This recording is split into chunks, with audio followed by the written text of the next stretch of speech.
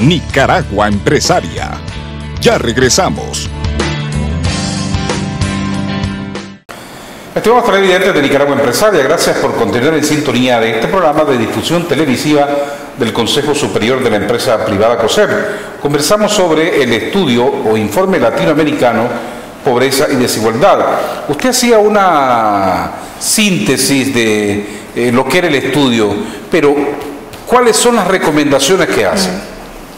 En el informe, respecto al empleo de calidad y territorio, hemos identificado primero tres elementos que están a la base de por qué algunos territorios cuentan con un mayor acceso a empleos de calidad y otros no tanto. Identificamos tres elementos. Uno tiene que ver con la estructura con la estructura productiva de los territorios, en términos de cuál es el peso que tiene el sector primario, el sector secundario o sector terciario, en términos de alta o baja productividad. Ciertamente aquellos territorios que tengan un menor peso del sector primario o esté encadenado productivamente con dinámicas de mayor productividad, tienden hacia empleos de mayor calidad. Un segundo elemento muy relevante que hemos identificado en este análisis de los 10 países tiene que ver con el rol de las políticas públicas, que algo comentábamos ya, pero básicamente en tres líneas. Uno tiene que ver con políticas públicas de fomento productivo, de fomento y fortalecimiento del capital humano, educación, capacitación permanente, etc. Y otro tiene que ver con políticas de fomento al desarrollo social. Y una tercera tiene que ver con las políticas de institucionalidad laboral, cómo opera eso. Por otro lado, tenemos un elemento importante que tiene que ver con políticas que van apuntando al diálogo social. Es decir, bien se comentaba acá la articulación pública-privada. Nosotros en el análisis regional que hacemos identificamos que tienen que haber tres actores siempre sentados a la mesa: el sector privado, el Estado y también, en este caso, los trabajadores. Cuando están los tres, se llega a ciertos acuerdos que hacen más estable y más sustentable la misma actividad económica y empuja hacia arriba el nivel de bienestar y de calidad de los empleos. Entonces, cuando nosotros tomamos estos tres elementos, la estructura productiva, las políticas y el diálogo social, nos lleva a hacer recomendaciones para que en los territorios operen estas dinámicas virtuosas. En ese sentido, fomentar el capital humano, fomentar la articulación de los actores y el diálogo social aparecen indispensables. Junto a eso, tenemos dos elementos más en términos de propuestas. Uno tiene que ver con fortalecer los procesos de descentralización. Hemos identificado que ciertas políticas nacionales requieren una adaptación a las necesidades locales. Muchas veces se plantean políticas a nivel del país, pero los territorios son distintos y ahí el factor de los gobiernos locales, los gobiernos intermedios, cuando tienen mayor poder de decisión, mayores recursos o un margen de acción más amplio, pueden hacer más pertinentes las políticas y generan resultados más favorables. Y un tercer elemento tiene que ver con políticas especiales a los territorios más rezagados, porque lo que indica en los resultados del informe es que los territorios más rezagados suelen ser los más pequeños en población, los más rurales, donde el empleo primario es el que predomina. Por lo tanto, hay que tener políticas enfocadas a cerrar las brechas, y eso, como requisito, nos hace pensar en poder contar con estadísticas e indicadores más finos a nivel territorial. En general, vemos que los países en la región funcionan mucho con estadísticas nacionales, pero dar el salto a tener estadísticas más desagregadas a nivel local nos permite orientar mejor las políticas y, por lo tanto, llegar a mejores resultados en términos de cierre de brechas. Una frase que sintetiza un poco esto es que actualmente el lugar donde una persona nace y vive determina mucho sus posibilidades de acceder a empleos de calidad y a otra serie de elementos de desarrollo. La idea es poder reducir esas brechas para que no sea el lugar el que determine cuál es el destino de las personas, sino que sean dinámicas territoriales virtuosas que en un territorio o en otro las personas tengan las mismas posibilidades de surgir. En el caso particular de Nicaragua, ¿qué recomienda el informe para cerrar la brecha? Bueno, ratifica bastante de lo que ya Juan ha mencionado, pero hay elementos muy particulares. Uno de los aspectos es la supervisión de la legislación, ¿verdad? O sea, la legislación puede ser muy buena, pero si no hay una supervisión del cumplimiento de esa legislación, simplemente no se van a lograr lo esperado, ¿verdad? Por ejemplo, encontramos, aunque hay una mejora cuantitativa y cualitativa en el empleo de calidad en Rivas, por ejemplo, todavía encontramos algunos establecimientos que pagan por propina, ¿verdad? Entonces ahí el MITRAP tendría que tener una mejor supervisión para evitar estas violaciones a los derechos de los trabajadores, ¿verdad? Entonces ese es uno de los aspectos que tendría que irse mejorando. La seguridad social, ¿verdad? Tendría que también repensarse no solo en temas de asegurar al trabajador, digamos al empleado, sino que también, como vemos en San Juan de Río Coco, hay cada vez más autoempleo, en el sentido de que la gente trabaja por cuenta propia produciendo en la finca. Entonces tal vez promover más el seguro facultativo para que tengan la cobertura necesaria, pero no solo, digamos, pensemos en cobrarle, sino en darle el servicio real, ¿verdad? Entonces, por ejemplo, cuando vemos en Nueva Segovia, o mejor dicho, en la Segovia solo hay una oficina del seguro para toda esa región, ¿verdad? Entonces uno dice, bueno, ¿qué cobertura le va a poder dar el seguro social a eso? Entonces, ese tipo de cosas habría que irlo repensando y yo creo que son de importancia nacional, ¿verdad? Otros aspectos que hemos visto es que para que los emprendedores, la empresa privada pueda invertir, también necesita financiamiento, ¿verdad? Hay diferentes niveles de empresarios, hay gente que tiene mucho más capacidad y hay otros que tienen iniciativa pero necesitan los recursos para echar adelante su negocio.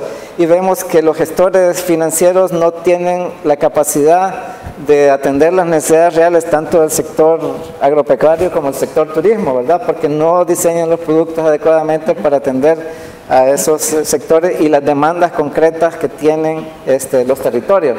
Entonces, ahí hay brechas que hay que ir cerrando, ¿verdad? Para que los actores puedan ser más dinámicos y más emprendedores. Luego, otro aspecto que nosotros consideramos en Nicaragua hay que fortalecer es el diálogo social, ¿verdad? Yo creo que doña Lucy mencionaba que hay una alianza público-privada muy fuerte y creemos que eso ha sido fundamental y le ha dado un dinamismo muy particular al caso de Rivas, pero creemos que, por ejemplo, el tercer eslabón, el de los trabajadores, está poco representado, ¿verdad? Pero no por que no haya incentivos, sino que los mismos trabajadores tienen falta de acción colectiva, ¿sí? Igual que en San Juan de Río Coco, ellos se organizan en formas cooperativas, en el lado de Rivas vemos que hay más dispersión a ese nivel, entonces habría que ver, y yo creo que es parte de los mismos trabajadores y parte del Estado ir promoviendo este tipo de iniciativas y fortalecer el diálogo. Yo creo que eso está demostrado, digamos, en este país y que es efectivo, ¿verdad? Entonces, y un aspecto muy importante es el incremento de la productividad, y no solo en términos de equipamiento y demás, sino lo que mencionaba ya Juan, generar esas capacidades humanas para que la gente pueda ser más productiva, pueda prestar un mejor servicio, y eso va a redundar, digamos, también en beneficio económico para la empresa, ¿verdad? Y yo creo que hay ejemplos suficientes de eso, ¿verdad? La capacitación que se ofrece a los trabajadores en esa zona de arriba se ha elevado, la calidad del servicio se ha elevado y vemos los resultados económicos de eso, ¿verdad? Pero incluso hay todavía reticencia de algunos empresarios a decir, bueno, mire, y nos dijeron, yo no le puedo dar más capacitación a este trabajador porque se me va a ir, ¿verdad? ¿Verdad? Entonces se me va a ir. Entonces, yo creo que todo esto hay que repensarlo, ¿verdad? No tenemos la varita mágica para decir, pero sí son cosas que tenemos que ir pensando. Lucy, ¿cuál es su valoración? Bueno, yo coincido con todos los planteamientos que ha hecho Tomás alrededor de las recomendaciones. Quizás agregaría uno más, y es el hecho de que, si bien es cierto, por ejemplo, el sector turismo cuenta con políticas públicas y hay varias legislaciones para ordenar, regular el desarrollo del sector y las inversiones. Pero uno de los problemas que nosotros hemos encontrado también es que, por ejemplo, las políticas existen, pero la gente no las conoce. Los empresarios no las conocen.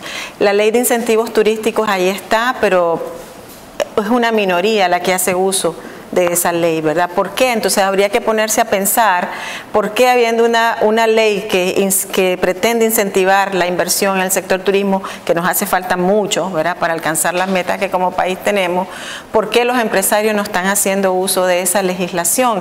¿Qué está pasando? Yo creo que hay un problema, uno, de falta de conocimiento de lo que implican las leyes, los beneficios, las ventajas que ofrecen, y otro problema también es el tema de la facilitación. A veces, muchas veces, los empresarios prefieren no acceder a las leyes porque en el caso concreto, por ejemplo, se encuentran con barreras a la hora de querer aplicar los incentivos. Entonces yo creo que también ahí es un momento como para ponerse a pensar qué tenemos que hacer como país para que realmente el Estado se convierta en un facilitador del uso de esas políticas públicas también, ¿verdad?